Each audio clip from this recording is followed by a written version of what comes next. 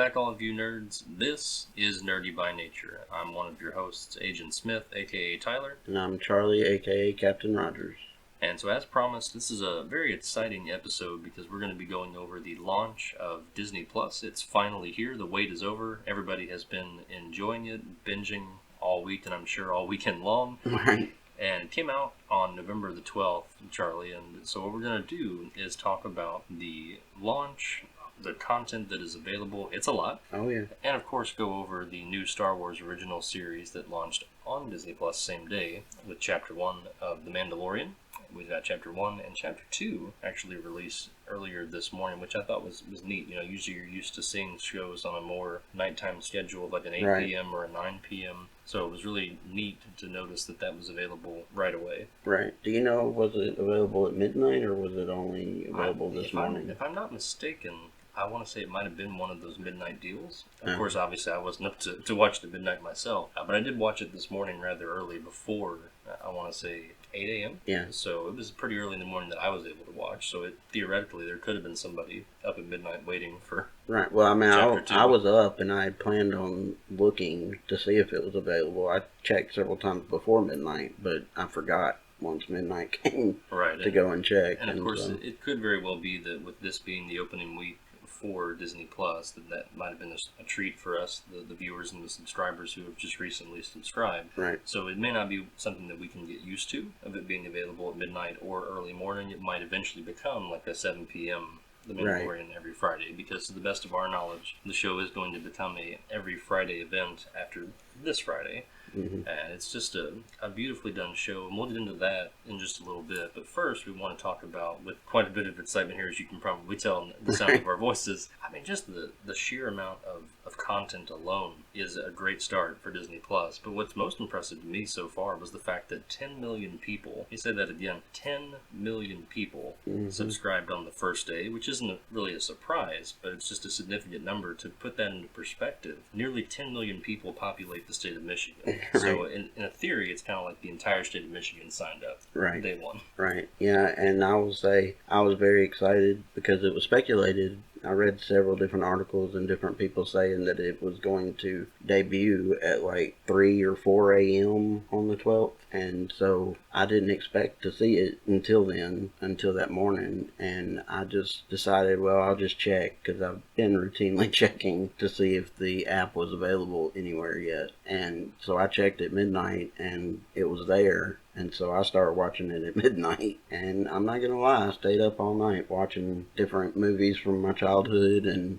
different shows. And everything went smooth as silk while I was watching it at that time. Of course, the next morning when everybody woke up and saw that it was available and decided to download it, it went down. And it was down for a couple of hours, I want to say, because I kept checking and it wouldn't even show the play button. Like, you could go on there, you could look at the different stuff that was on there, but if you clicked on anything, it took you to the description of the show and there was no play button. And so I'm sure that was probably a hold your breath moment for some from new subscribers. I was one of the fortunate ones, I guess, that missed that period, because when I woke up, I admit, sort of a similar boat, but just a little bit behind on the stream from you. Right. I woke up, I saw your message on Facebook, and so I was looking, it's available right now, and I saw that was about midnight, so I was like, oh, all right, this is awesome. So I was up probably about 5 a.m. or so, and that was the first thing I did. Didn't brush my teeth, didn't go make breakfast. I was like, okay, hey, let's get this signed up and get it started. Right. Yeah, and when I started watching, the very first thing I watched, of course, was N.B.N, because apparently it's the first movie that is available on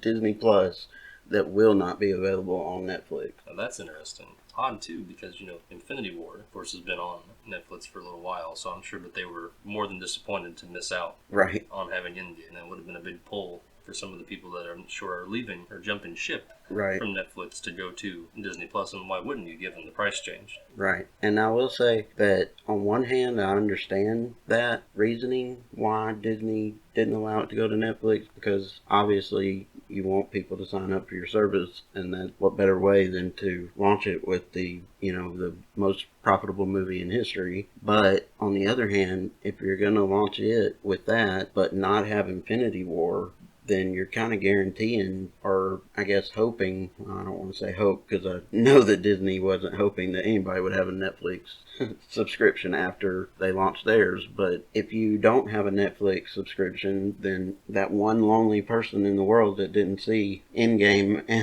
and Infinity War, they got to have both services to watch both of them. You know what I mean? Oh, yeah, it's a must to have both to catch up with the MCU timeline, because when you go, the way that Disney Plus is set up, of course, as most of you know now that have been streaming for a while, this week we'll see, but they've got a Disney section, a Pixar section, Right. Marvel, Star Wars, etc. And in the Marvel section, it shows all the movies that are currently playable and streamable on Disney Plus. And what you notice right away is that a decent chunk of the MCU is missing. Right. And that's because some of the movies are tied up with Sony, some of the movies are tied up with Universal, others are contractually tied up with Netflix, such as, I believe, Thor Ragnarok, Black Panther, Infinity War, Ant-Man and the Wasp, etc. Right. So those movies, when you go into them or you search them under the all category, A to Z, they'll pop up and you can watch the trailer. But then underneath, you'll see in sort of a gold tint or a white, the lettering will say this is coming or this title will be available, enter date 2020. Right. So did you happen to do a search to see if any of the Marvel shows are showing up on Disney Plus? I did not search for shows like, say, Daredevil or Punisher or any of the other ones that come up like Iron Fist, I believe, what was it? Luke Cage. Luke Cage and Agent Carter. Well, Agent Carter is on there. Okay, so it is but live for sure. It came on ABC, so Disney already owns ABC, so there's no reason for it not to be on there. Right. But I did see, and Runaways is on there, which was a Hulu. I did see Runaways. Hulu show. So they do have a lot of the stuff from the different streaming services, but not the ones that they don't own. But I would just be interested to see if the Netflix Marvel TV shows show up on there, but aren't playable, obviously, because Netflix still owns them. But I'm curious to see if Disney is going to put those on to Netflix once that contract runs out. It'll be very interesting. I think that of all the shows, those will be the ones that we'll probably have to wait on the longest, right? Because of contractual complications. Mm-hmm. But it's still just a lot to look forward to, and even some of the Marvel shows that are soon to come out next year. I mean, they started out with a lot of content right out of the gate. Like we said, 500 movies, 7,000 TV episodes. But there's just going to be more and more to add to that as they continue to grow and expand their library. So right. We are the ones that benefit from all of this. And I think the coolest part to me, the first thing that I added was the X-Men animated TV series. Right. That was a classic from the 90s. Another one to follow suit with that was the Spider-Man animated series. That's what got me into this whole superhero universe, was Saturday mornings watching Peter Parker deal with internal struggles. Right. Villains in New York City and all those problems. Oh, yeah. I came across a nice gem as well. They've got the original Fantastic Four cartoons on there from the 90s. They've also got I believe it's just a one-season run of the Silver Surfer animated series. Right. So, that's great for young fans that want to try and catch up or get into the Marvel Universe and get some of that lore that you maybe miss in some of the Marvel movies. So it's just, for me, it was a nostalgia overload. My inner 8 and 9-year-old was just jumping up and down. Oh, yeah.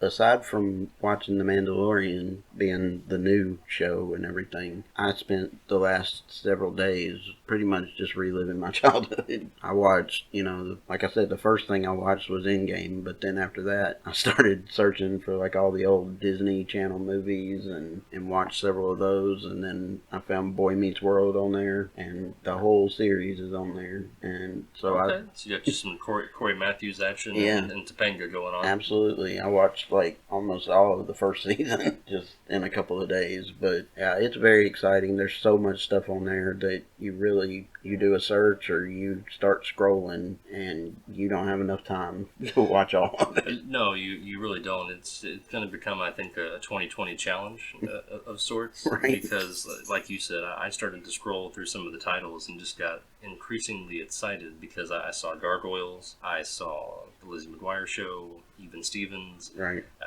I believe at one point I saw A Can of Worms, just kind of a one-off random Disney film that only those that watched the Disney Channel growing up would be familiar with. Halloween Town was another one. So DuckTales, Tailspin, the list just goes on and on as far as the TV episodes are concerned. Darkwing Duck. Right. I mean, just huge, big time, iconic childhood cartoons. So it's just great, I think, overall. Oh yeah, I know several people that called out of work that first day just because they loaded it that morning and were just in nostalgia heaven and decided they didn't want to go to work that day. And that's understandably so. I know a couple of my coworkers were calling it November 11th Disney Plus Eve. Right. So it was deemed appropriately. Oh yeah. And there's just so many Disney classics on there. So you go through some of these titles and you've got movies like Aladdin, The Lion King, Jungle Book, Mulan, Hercules, the original Mary Poppins, the new Mary Poppins, original Dumbo, the new Dumbo. The new Dumbo. So there's just so much when you see what they started out with, and they've released things from the vault as well. Oh, I yeah. think it was neat the way that they categorized some of the sections. Like they showed like movies from the vault, Right. Disney classics, Pixar films. Yeah, and from different articles I've read, from what I've heard, they are planning on doing away with the vault altogether and just going to put everything on Disney Plus because, I mean, the point of the vault was for them to re-release movies as the different formats came along so that they could continue to make money on their movies. And so now that they have this, there's just not really a need for that anymore, and so they're going to do away with the vault and put everything on Disney Plus. I think for a lot of Disney fans, that only makes us happy because how frustrating was it when something came out of the vault Right. and you missed your opportunity Mm-hmm. to go out and get that Diamond Edition or what have you. I know I was waiting on pins and needles for about a year or two for Aladdin to come out on Diamond Edition Blu-ray, and so Right. as soon as I was following that on Amazon and when it became available, I made sure that I had enough money in the bank to get a copy of that. Right, and there's plenty of stuff to love about the Disney Plus service so far, and I've spent like all my time the last few days watching and just looking to see what all was available on there. But there are a few technical things that I would like to see get addressed by Disney here soon, and I will say one of them for me is like if you're watching a TV show, after a certain amount of TV show or TV episodes, it'll just freeze. Like it'll go to the very end of the episode and then it'll just stop. Now, I've only really watched it on my computer, so I don't know if that has to do with just the website, and if it does that on like the apps on your TV, I'm not sure. But like it's to the point like where it stops and doesn't give you an option to like continue watching like Netflix does. But I have to hit back and hit watch the next episode from the main page of that show. So that kind of annoys me. So if they do it like Netflix and after so many episodes they say, are you still watching? Then that's fine. But right now, at least on the computer, I'll have to check and see if it's like that on the app. But right now, you can't do that. You have to hit back and then hit continue watching. And honestly, it kind of annoys me on the Netflix app when you have to hit the button to say that you're continuing to watch. So, I mean, it's not really that big a deal. It's not really that big of an issue, but I would like to see them fix that in the future. Right, and that's one that I can definitely see being frustrating for those that are transitioning over from, say, a Netflix or a Hulu or an HBO Go, and they don't have that available, or they've noticed, oh, it just kind of lags or freezes up, like you said. Mm-hmm. And my only critique, or something that I've noticed from a technicality standpoint, is sort of the opposite of the one that you brought up, in that, so I, of course, doing our research, due diligence, and just out of its sight before Right. the Mandalorian to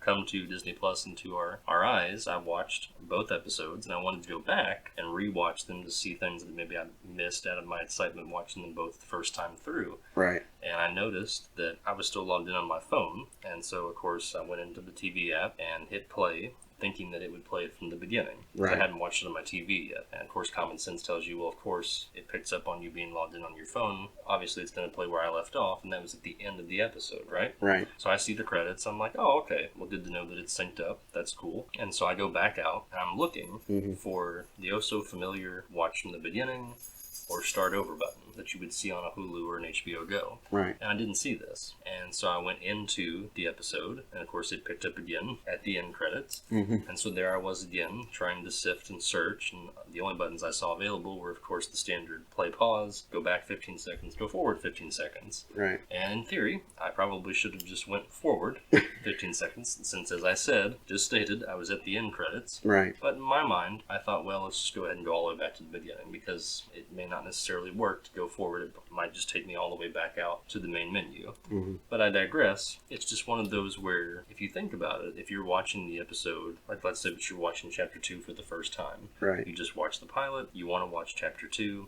you watch the first 5 minutes, and significant other, whomever comes in and says, hey, I'm kind of hungry, let's go grab some dinner, come back, and we'll pick this up. Right. And that's great, but when you get back, you'll want to start back at the beginning, because that 5 minutes is probably gone by the time you've grabbed dinner, had conversation, right. what have you. And so if you have to, or let's say, heaven forbid, you're 20 minutes in, right, and someone says, hey, let's go grab some food, and you're like, okay, I'll pause this, we can start it over. Having to backtrack all that way so that you don't fast forward to see things or reveal things and fast forward, right, that could be frustrating for some people. So it wasn't the end of the world for me. It wasn't a huge deal. Right. Because I'd already watched both Chapter 1 and Chapter 2, which we'll get into here in a moment. But for me, not seeing that, watch over from the beginning or start over button is something that I'm sure they'll probably include right. in the first of many updates to improve the service even more so. So you're saying that, like, while you're in the middle of the episode, you have to hit back 10 seconds over and over and over again until it gets to the beginning? Provided if you don't want to fast forward through right. that episode that you potentially haven't seen the rest of. Right. So that some things don't get revealed in silence in fast forward motion. Right. That could be very annoying. I know that once you get through all the credits and everything and you leave and you click it again, then it will go back to the beginning. But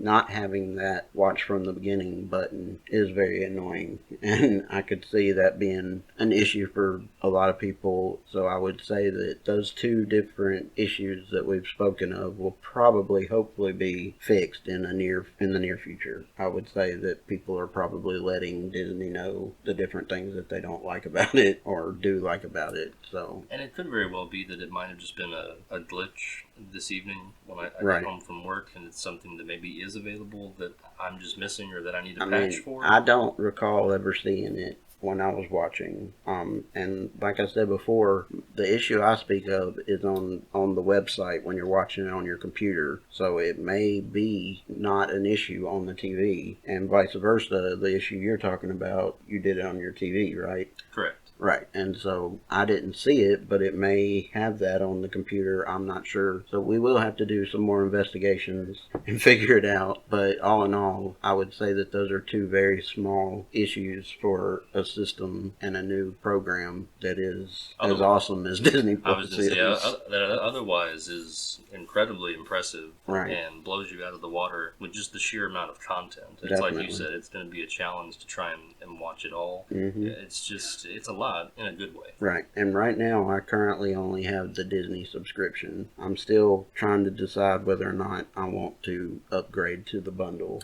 And that's a great point to bring up, because if you do, for those of you listening, if you haven't listened to the previous episodes before, we've mentioned that you can get the basic Disney Plus package at, I believe, $6.99. Comes out to about $7 essentially a month. Right. There's also, of course, or $70 a year. Right. The yearly charge, which I think a lot of people are inclined to go for. It's much in the way of like an Amazon Prime. Right. You're going to use it. Why not just go ahead and pay for it all in one swoop? Right. And it ends up being a little bit cheaper on the back end if you do the yearly subscription. Right. Fun factoid is if you have Verizon Wireless as a cell phone carrier, I'm sure you've probably seen the commercials, you can bump up to the unlimited plan, and they'll actually give you Disney Plus on us for the first year. Right. So that's a nice promotion that they've got going on right now. But the bundle, of course, is available for $12.99, so almost $13. And that is, of course, Disney Plus, Hulu, with ads. Important to note that. At first, right. we weren't quite sure if it was going to be Hulu Plus. Maybe that was just too many pluses to have in the same sentence. You have Disney Plus, Hulu Plus, ESPN Plus. Right. But then, of course, you're also with that bundle getting ESPN Plus. So it's a nice bundle for under $13, because if you're paying for all three of those separately, you're looking at north of $20 easy. Right. And I will say that I did notice that if you do change to the bundle, there's no annual option. You have to pay monthly. So interesting. So there's no annual option at least for from the what bundle I've right seen. now. Right. Okay. Because I did start the process and I saw that it was going to be $12.99 a month and didn't show an annual option. So I'm assuming that, which kind of makes me wonder, I don't know how that's going to work out once my free week is over and they do charge me the annual $70 for Disney Plus. If I then decide to do the bundle, will they refund that $70 plus and then start me on that monthly bundle price, or how will that work? I haven't. So you'll probably have to take that up with a Disney Plus tech advisor. Right. I haven't tried to go all the way through with it yet. So, and I will say that I was kind of jealous when I first heard about the year free through Verizon. However, AT&T does have HBO Go for free if you have their unlimited data. So it kind of works out in nice. the, Sounds in the like end. everyone's got their own little angle. Right. And so, Kappa, I think it's time now for us to go ahead and gravitate from all of the excitement that has been this Disney Plus launch and experience and dive right into arguably probably our favorite show right now. And it's one of the first Disney originals out and going, is the Star Wars series, The Mandalorian. Right. And it features a solid cast in the pilot episode right off the bat from only a handful of characters. Right. And it's one that really just grabs your attention right away. Of course, there's not really much in the way at all of any kind of credits, intro credits, which we're kind of used to seeing on Netflix or a Hulu series. Right. But I really like it because it cuts to the chase. It gets you right into what's going on, your setting, and let's go, here's the show. But they do a montage of previous Star Wars characters against a black background and some ambient lighting, and it's just beautiful because you get, Vader, C-3PO, R2-D2, a bunch of different characters there, and it's just really neat. And then they sync it up with the beeping of the Mandalorian's bounty hunter tracker. So then once that's synced up, you finally fade to black and see the Mandalorian for the first time, played by Pedro Pascal, which you might remember from Game of Thrones.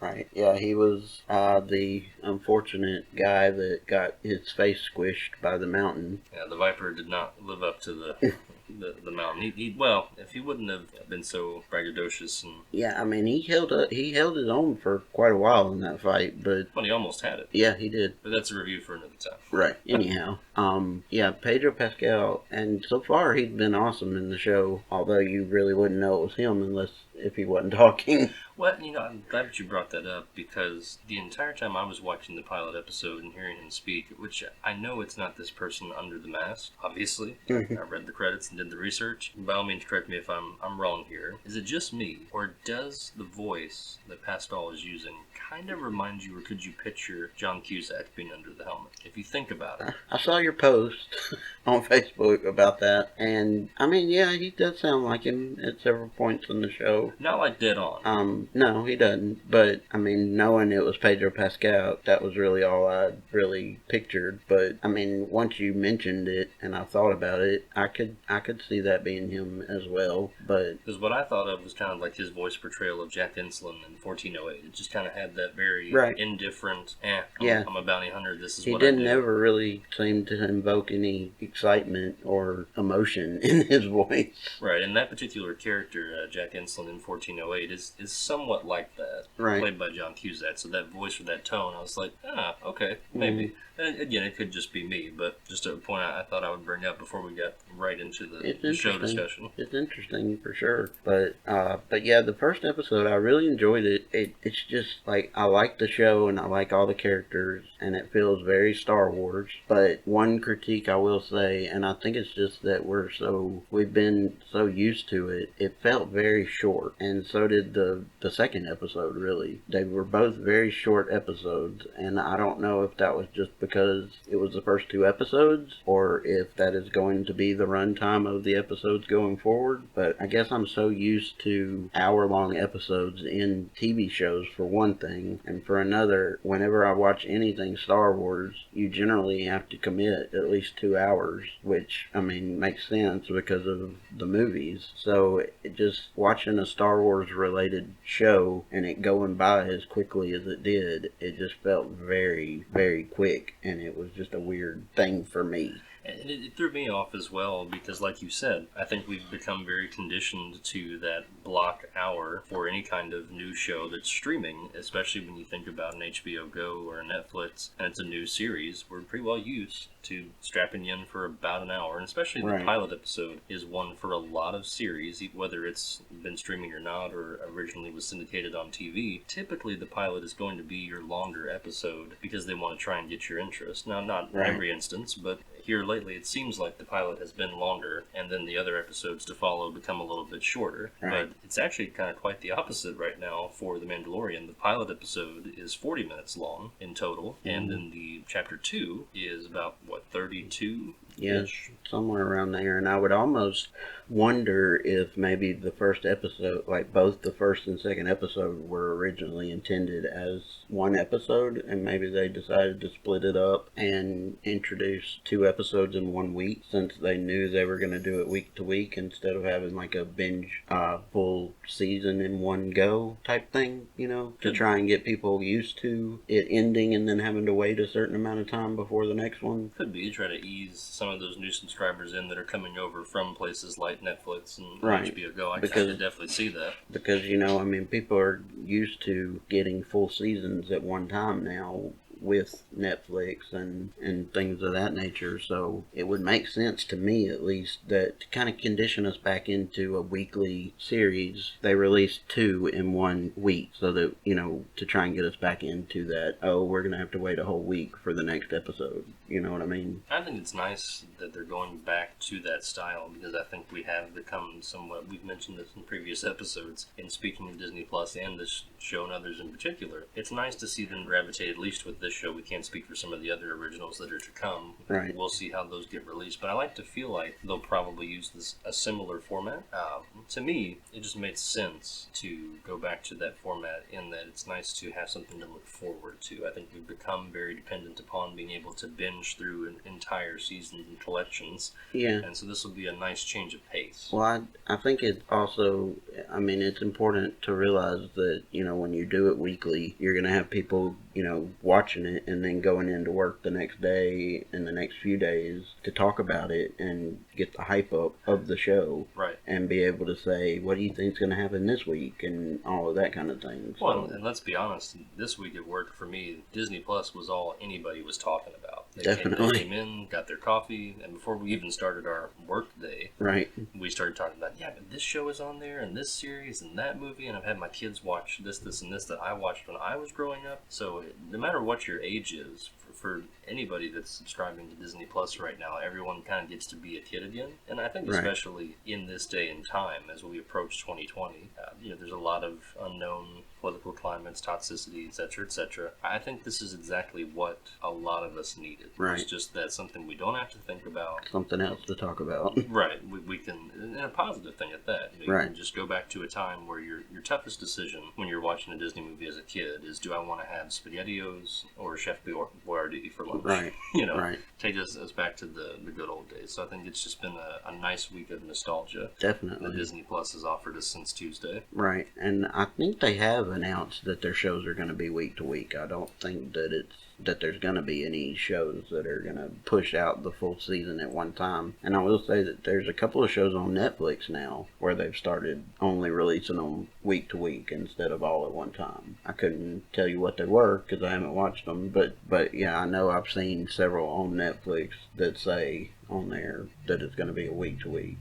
And so with this show being week to week, it's going to be very interesting to see how they build each character out as far as story arc goes. And then also it'll be very interesting to see how the story flows from week to week. I'm very excited to see just how they play all that out. And so, of course, in this pilot episode that we've mentioned quite a bit already at length, the first thing that we notice is classic, iconic Star Wars starter. The Mandalorian walks into a cantina, and there is no iconic music playing, but I think we're all okay with that. It's that same little, flute number or what have you. And we've been doing some research, and it's logical that those guys can't be in every cantina across the galaxy. They're probably touring, but who knows? Right. And so right away you get this sense that the Mandalorian is this intimidating presence just right off the bat, kind of like a Western saloon scene where you bust open the swinging doors and whoa, okay, the air has changed. Right. This guy means business, basically. Exactly. And so you see these two outlaws that are obviously poking fun and bothering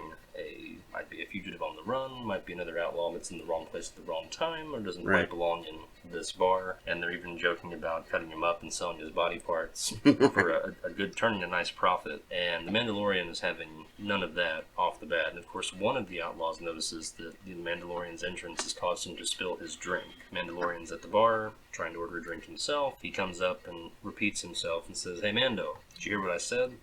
Caused me to spill my drink." And so, of course, the bartender is trying to politely, hey, it's all good. Let's not have to have any ruckus here. Right. Let's just everybody, here's some drinks on the house. A very familiar bartender moment in a Western. Absolutely. Just trying to keep the peace and keep his bar, intact. Right. It's a business. And then, of course, from there, you just see the Mandalorian go full-on bounty hunter mode. All right, time to take care of business and take out the trash. Right. And that's precisely what he does. And one of the outlaws tries to scamper and get away with his life, and that doesn't exactly happen. But we get one of probably my favorite opening scenes of a show in a long time. Right. And so that's the doors phase open, and he sees he's trying to get away. Mandalorian grappling hook, I guess. Right. He has some kind of gun that shoots a grappling hook type thing. And pins it right on him, pulls him back. So, of course, naturally, this guy trying to get away shoots at the Mandalorian. Right. And the Mandalorian looks at him like, oh, okay, you're going to return fire on me? Right. Well,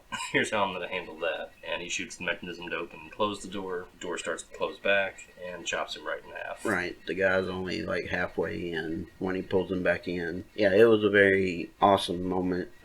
It really showed how this bounty hunter character deals with different things. And how he conducts his business. Right. It's just like, hey, look, I'm here for one thing and one thing only. If anyone's going to get in my way, exhibit A. That's what's going to happen. Right. And you really don't even get the picture that he's after anybody when he goes into this bar. He looks like he's just there for a drink. Initially, absolutely. Right. And then, of course, he approaches the character that we saw all befuddled and beside himself. And, right. Hey, guys, leave me alone. I've got credits. What'll it take? I'm just a guy. Nothing to see here. Yeah, I'm pretty sure he even thanks the Mandalorian for basically stopping those guys because they were bullying this character. Oh, he does, and he offers him credits and says, hey, here, go buy yourself a drink. I've got plenty of more credits. I'm eternally grateful for your service. Thank you so much. And he's really landed on thick. Mm-hmm. And you find out why, because this particular character, Mithril, played by Horatio Sands, which I had to really look at the second time that I watched to remind myself what Horatio Sands looks like. Right. Because he's covered in a lot of blue paint, and he's got gills. You wouldn't really recognize him. Yeah, and he's actually lost a lot of weight in real life from his more popular days in comedy as well. So. Absolutely. And so, of course, we see the Mandalorian lay down what's known as a bounty puck.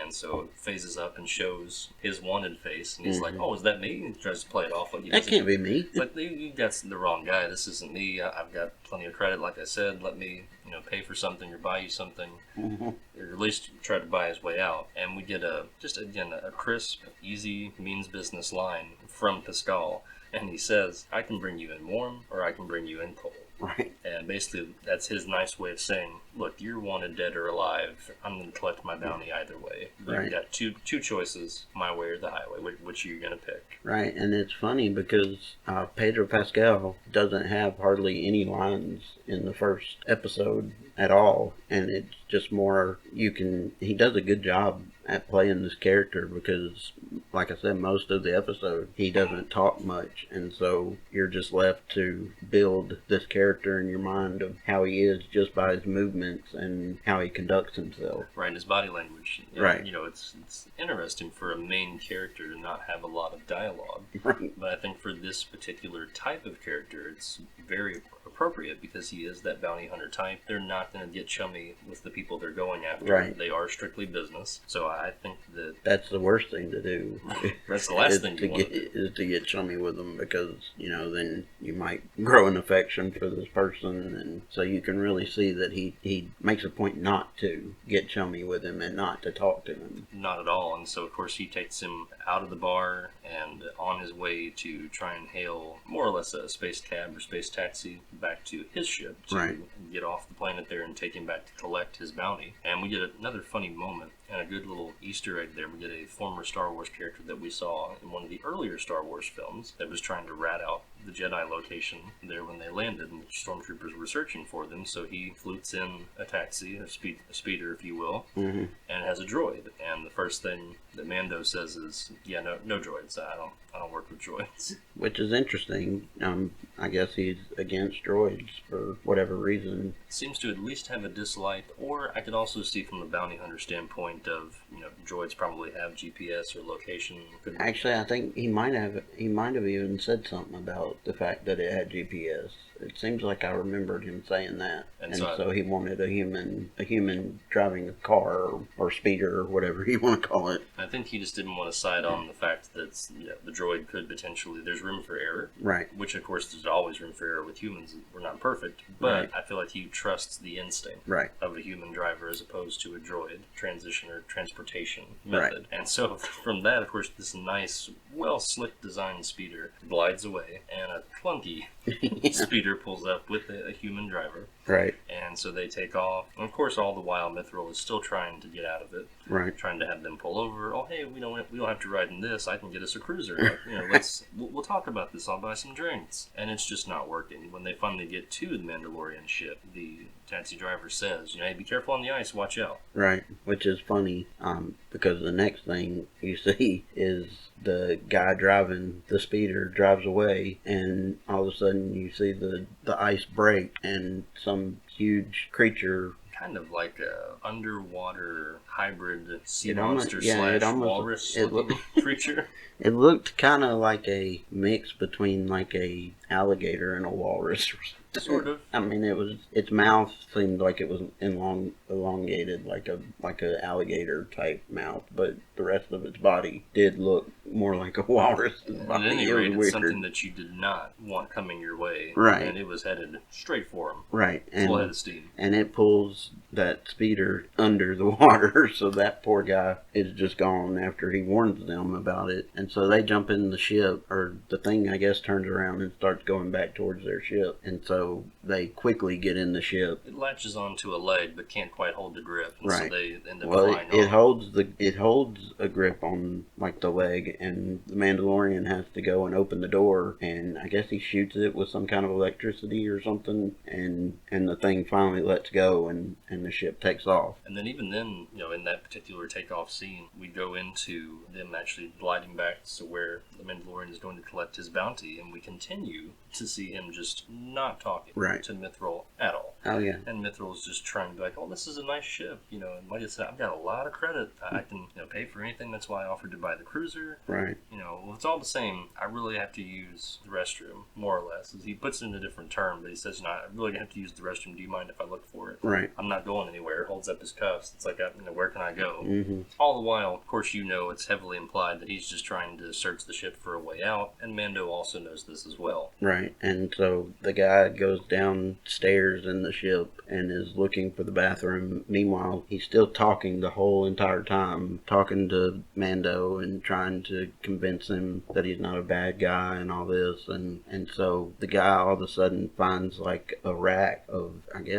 which it turns out to be people that are frozen in carbonite, which is a nod back to one of the original Star Wars. But so as soon as he's looking at the people in carbonite, all of a sudden he backs up and he backs right into Mando, and Mando's been right behind him, and all of a sudden Mando just like pushes him forward. You don't even see the process or how it happens, but basically Mando just goes right ahead and freezes him in carbonite right there. And I feel like it's almost implied that over the years since Han Solo, bounty hunters have perfected the method to where they can do it very quickly for effective bounty hunting purposes. Right. And the only part about that particular scene that bothered me at all, and I had to go back and watch it again for it to bother me less, was I noticed that the first time he got down there, and I watched it the first time through, he hit a couple of buttons and opened up the gun artillery Yes, closet. he did, yeah. And I at first thought, I was thinking to myself, well, how does this random passenger, he knows the name of the ship and the build of the ship, but how would he know the key code or to get in there? But then when I watched it the second time, I noticed it was just a series of blue buttons. There weren't really any numbers or Right, I was going to say it's probably just a thing where you have to hit a certain button to open it or something like and that. And the same thing to close it. And so right. I was very easily like, okay, the second time through, it just seems like it's a pretty open-close right. door. It's not a code or password. You'd think it would be for what it holds. Right. But it's not. Right, and I almost kind of wondered why he didn't, grab one of the guns either.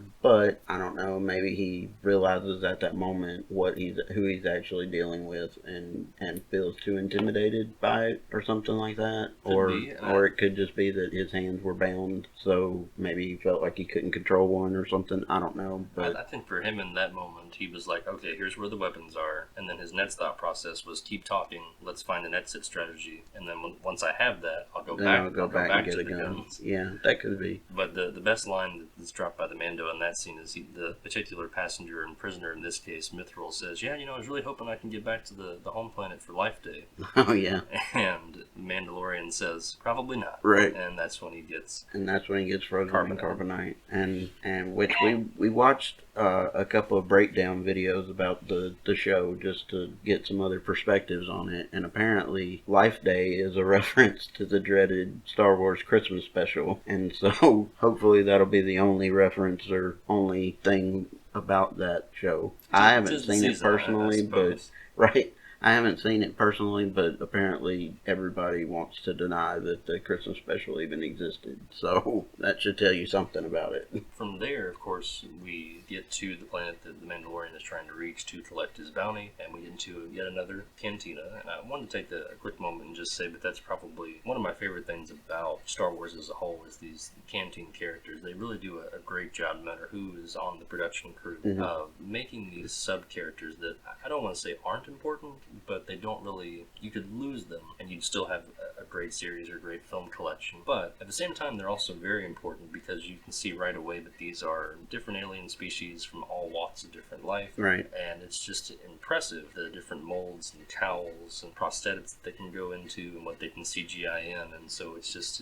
it always feels like it's, this is how a deep space cantina would be. It'd be this crazy mix of all kinds of different beings. And I think for this, it speaks volumes for this particular show with its production, because it is a little bit different in the sense of it's not a traditional Star Wars story. Right. We're seeing more of the underbelly of Star Wars, and yet I feel like they did such a good job that it's a seamless transition of, checks out. It's your typical Star Wars cantina with your typical, rat-a-tat characters. Oh yeah, the production value on the show was amazing, and it doesn't really surprise me being Disney, because I know that they announced that the Marvel TV shows or Disney Plus shows that are going to directly connect to the Marvel Cinematic Universe, they are all going to have a similar budget to the movies. So if that's true with Marvel, I would say that the Star Wars shows are going to have a similar budget. So they're all going to feel very high quality and more movie worthy versus TV show quality. And so, of course, once he goes to collect his bounty, we get another exciting character that we hope will be in other episodes to come, just because from a nostalgia standpoint, it's just cool to see this guy on the screen again. And that's Carl Weathers' character, Grief Karga. And so he is the one that is paying for all of the bounty. He says, did you collect everybody? All right, good job. That was fast.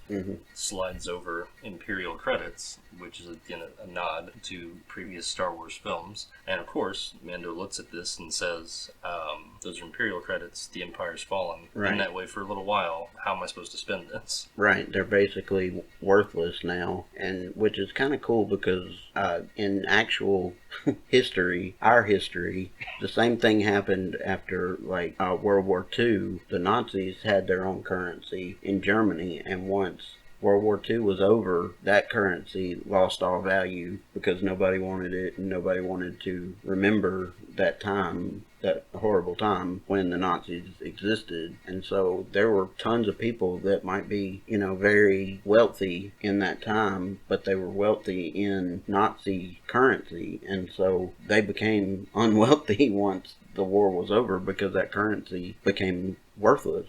And so that was just kind of a cool thing that they showed and did in this show that's a lot like it would be in real life.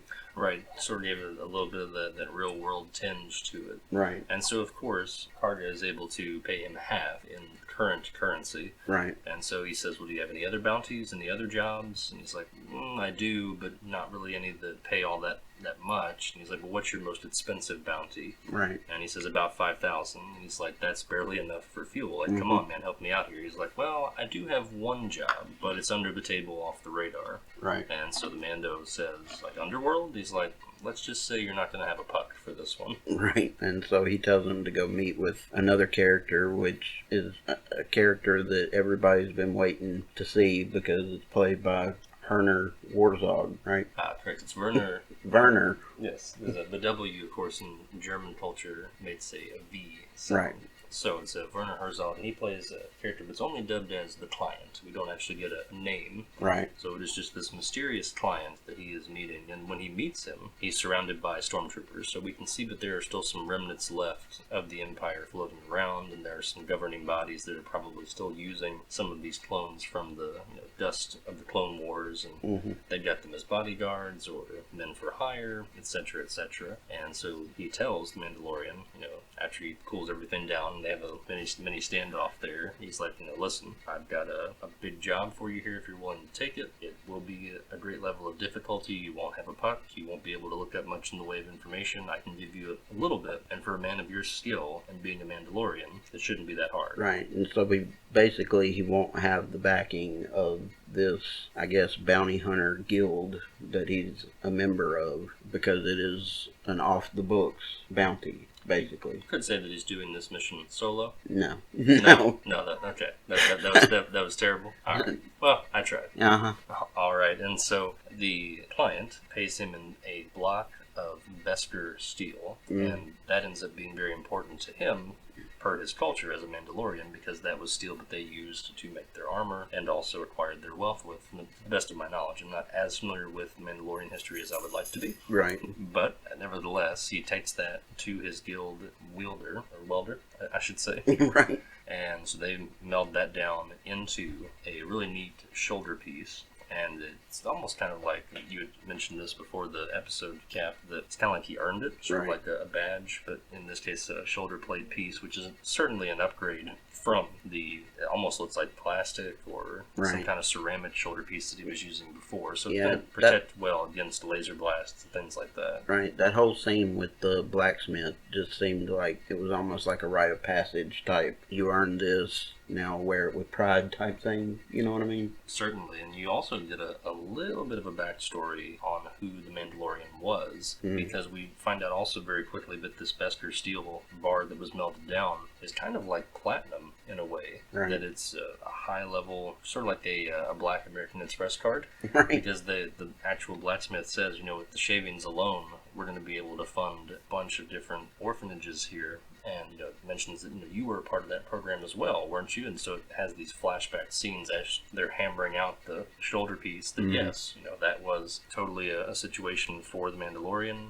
It's like he lost both of his parents and then went into this foster program. Right. And it looks like we had to actually go back and do some research and see some theories, but we get a nice Easter egg in that flashback of some of the Clone Wars droids that were taking out some of these people. And so, of course, once he gets his material, he's able to figure out, okay, well, the bounty that I'm after is 50 years old and roughly in this location. Let's try and figure this out. Right. And so he lands, and that's where we get another really impressive character, and that is played by Nick Nolte. And so he's just this older gentleman with very well-made makeup and face. Right. Comes up, and really we should say it's a bit of a worry when he lands, because blurs come charging right after him. He's kind of scoping out the scene and seeing if it's safe, and he sees these blurs off in the distance, and next thing he knows, they're right up on him. Right. Almost takes off his arm. Definitely. Pretty wild. Yeah, he he starts to fight this blurb because it shows up very quickly and very quietly, it seems. And the thing, he holds his arm out and the thing just grabs his arm. And so he's being shaken around and all that kind of stuff for a little while. And then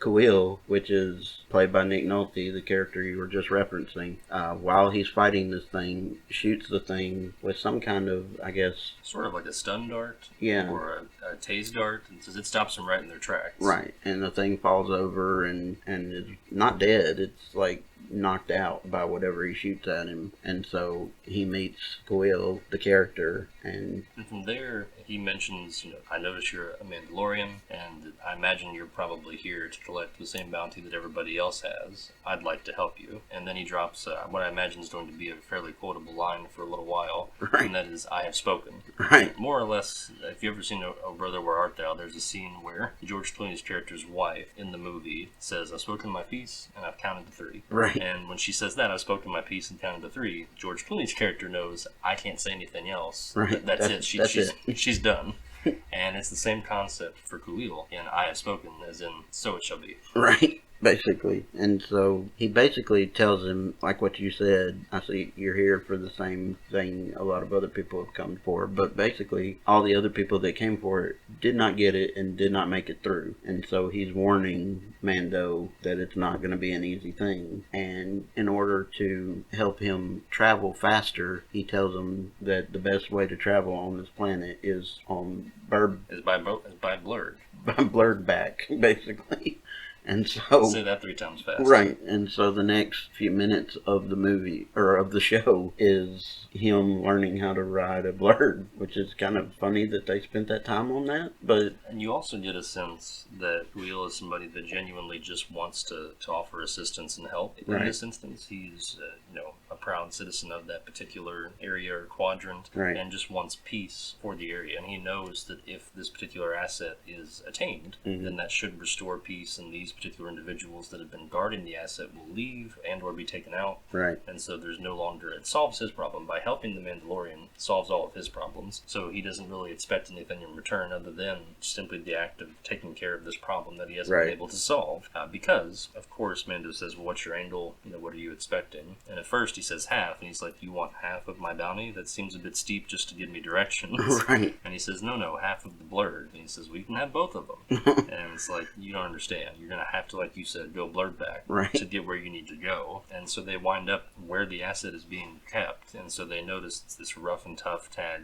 race of aliens. So they're trying to scope out and see where the Mandalorian's best point of entry is going to be. And that enters the IG-11, the bounty droid, who beats him to the punch. And he realizes, again with the droids. And this particular droid is voiced wonderfully by Taika Waititi. And that's, of course, we just mentioned the IG-11. And he's already taking out some of these guards. Right. And so Mando realizes, all right, let's get down here and help him out and figure this out. Because, hey, I'm here to collect. Right. Yeah, he gets down there, and as soon as he gets down there, the droid turns and shoots at him just because it's been shooting everybody else, and so it doesn't really realize who he is at first. And so Mando says, "Whoa, hold on, I'm with the guild as well." And so apparently this robot, or this droid, is part of the guild of assassins. But anyway, so they're fighting and shooting at the bad guys, and they reach cover, and throughout this whole scene, this droid, like every few minutes, is like, "Oh, there's too many of them, I can't risk getting caught, and I must self-destruct." And so Mando has to tell him, like, every 5 minutes, "No, don't self-destruct, we can do this." Right, he's like, "Calm down, calm your bolts,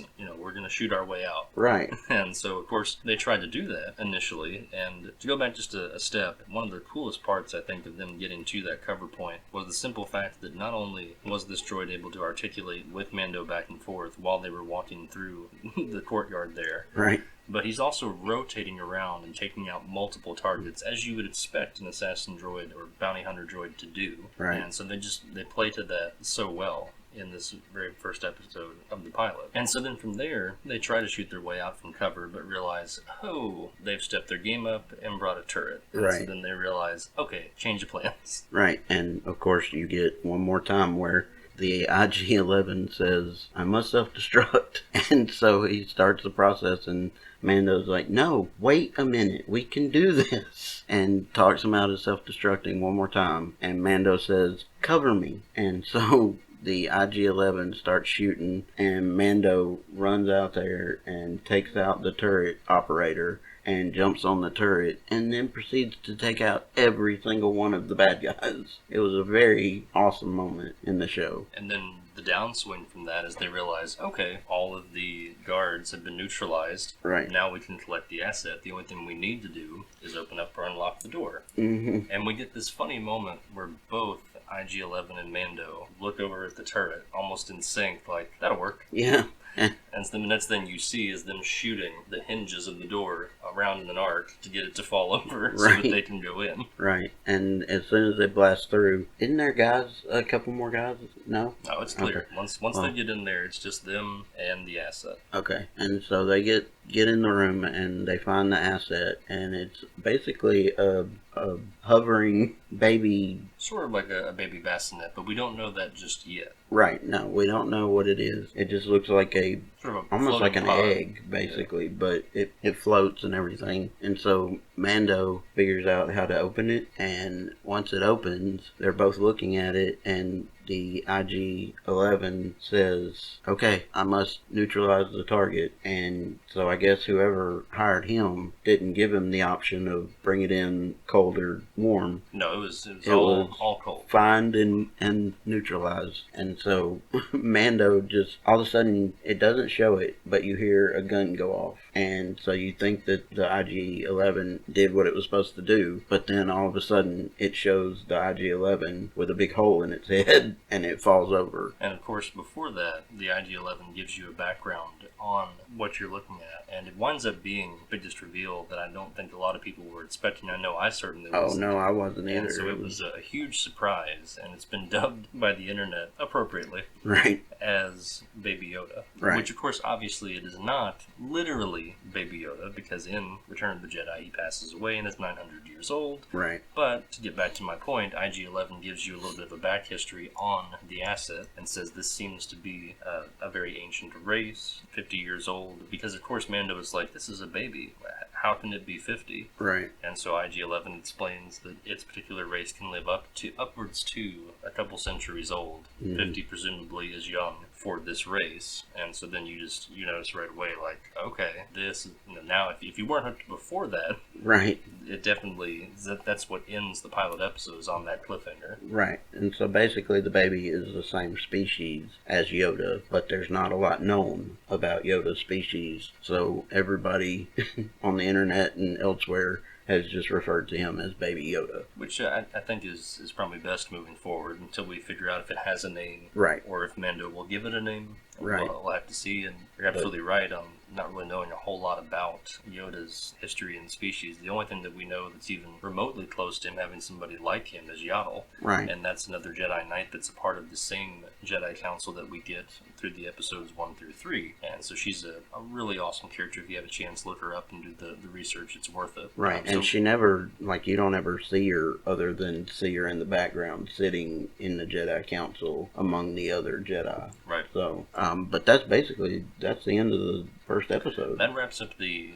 pilot, and so then from there, of course, we go into Chapter 2, which is simply titled The Child. And for this particular episode, there's not a whole lot to talk about, because there was a lot of setup and essentially just a long, drawn-out run-in with the Jawa. Right. Who, if you remember, that's another, of course, throwback and callback to the original Star Wars films. They are sort of a scavenger race, from right. what we can gather over these films in this series. And so they don't necessarily look to harm anyone, but they are kind of like yard sales expertise, and they right. They basically, you see Mando and Baby Yoda get back to his ship, and his ship has been stripped, and so there's all kinds of missing parts, and so Mando basically just figures, well, I'm stuck here, and so he goes back to Kuil with the Baby Yoda. And of course, with Baby Yoda in hand. Belial explains to Mando, well, listen, the Jawa are not a violent people. They're reasonable. They can be bartered and traded with. Yes, they stole your things and they stole your parts, but let's get them back. That's the only way you're getting off of this planet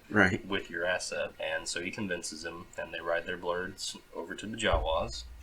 And they explain, have a bit of back and forth conversation. Hey, I know we got off to a dicey start, but you stole my parts. Those are my parts. What can we trade with you to get my parts? What's it going to take to get my parts back? And of course, the Jawa try every manner of, well, hey, give us your Vesper steel plate shoulder, give us your guns, or give us Baby Yoda. Like one of these three things we'd really love to have. And so, of course, Mando explains in every instance that's not going to happen. Right. So, it takes a 180, and they go from all of these things that they think they want, and they say, well, okay, they are murmuring amongst themselves in their own language, Jawa, and they even slam Mando at one point and say, your Jawa is terrible. Right. And so they say, we want the egg, bring us the egg. Right. And they all start chanting about this egg. And so it's like, okay, well, what's the significance of this egg? I'm not quite understanding. Okay, they want this egg. And so he says, all right, I'll get you this egg. If we can do that for a trade and get all my parts back, sure. And so he goes. And this is really the second bulk of the episode. So of course, the first part is him, trying to take back his parts from the Jawa and failing miserably, as they are well prepared with their cargo hold to fend off anybody that tries to overtake it. And one Mandalorian obviously isn't enough. Right. And so the second part of the episode primarily, and it's a big one, and you'll see why here in a second, is because Mando comes upon this, how would we best describe this creature, Charlie? It's kind of like a... Which creature? Prehistoric space rhinoceros in a cave? Sort of like a mud rhino? Yeah, that apparently lays eggs, which is odd, but quite peculiar. But everybody that I've read or watched breakdowns or reviews about it have just called it a prehistoric rhino. So it basically looks like a hairy rhino, which in prehistoric times, much like the woolly mammoth, there was some kind of rhino that had wool as well. And so it charges right on. Of course, he goes into this cave thinking it's going to be easy in, easy out. And it's not. And so, of course, Rhino has its way with Mando pretty much the entire time. He gets a few shots in, but is struggling hard. Right. And, of course, all the while, he's trying to also balance with Baby Yoda, making sure he doesn't get hurt. Right. And that's when we get the big moment. Right. And so, because up until that, we've seen Baby Yoda and his interactions, of course, him being kind of a hindrance, but obviously... just a baby. Let's be real. He's too cute to be mad at. Right. Just to be honest. Right. That's probably going to be one of the hottest selling toys under the Christmas tree this year is Baby Yoda. Right.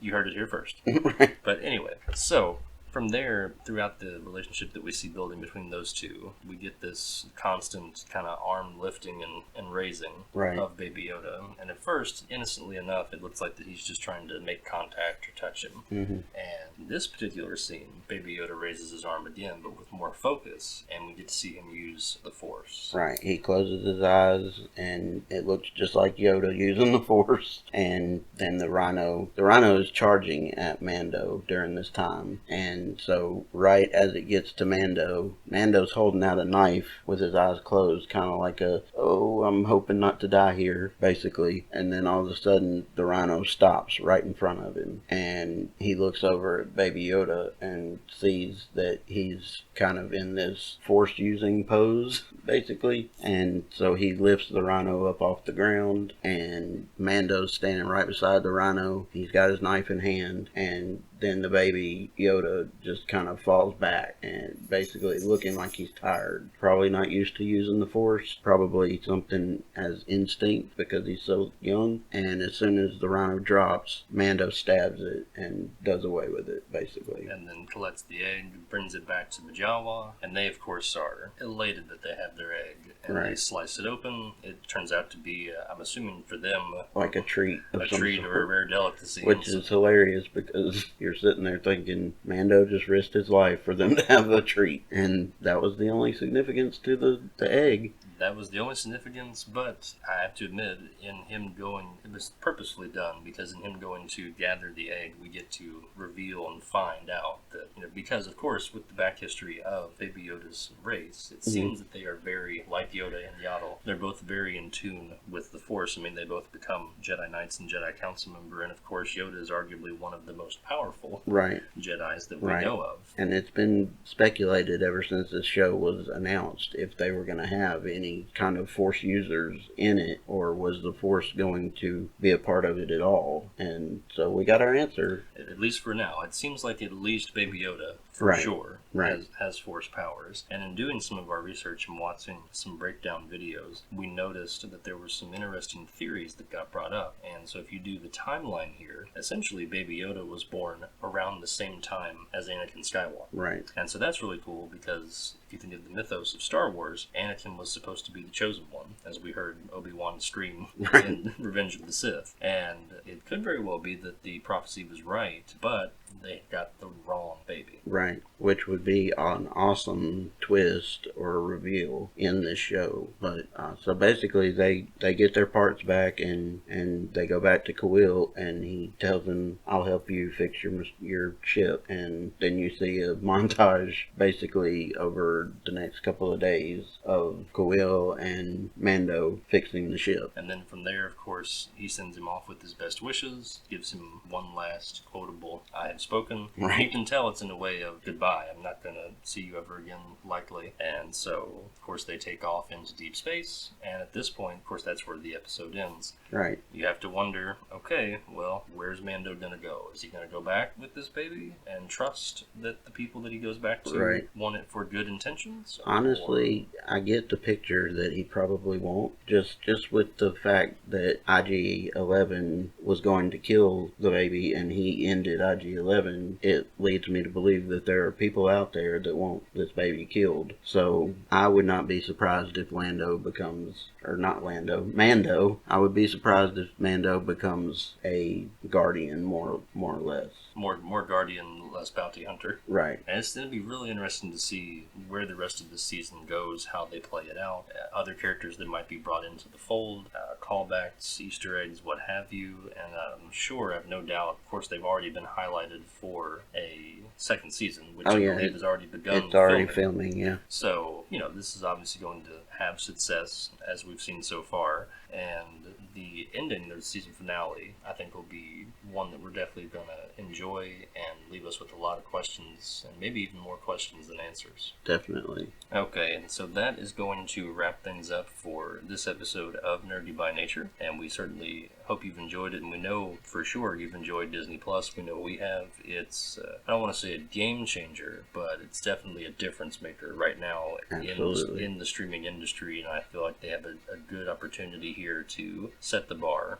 for what streaming can be and what it could be. Absolutely. And for our next episode, we're going to actually get out of the house, off the couch from our Disney Plus binge-a-thon this weekend, and actually go see a movie in theaters. And one that we've been wanting to see now for a little bit since its release is Dr. Sleep, which is the sequel to the movie The Shining, way back in 1980. Mm-hmm. And so we're going to, of course, also, as we've done in true Nerdy by Nature fashion, and whenever there's a series or multi-movie format, we will review both The Shining and Dr. Sleep. So for the next episode, be on the lookout for that. In the meantime, feel free to share this episode with everybody that you can, have them share it with more people, so on and so forth. Just keep those shares going. Hit the like button, and just like you subscribe to Disney Plus, you are absolutely welcome to subscribe to us. And the best part is, it's free. Absolutely. It doesn't cost a thing. And by the way, in case you're wondering, there's still time to be our first commenter.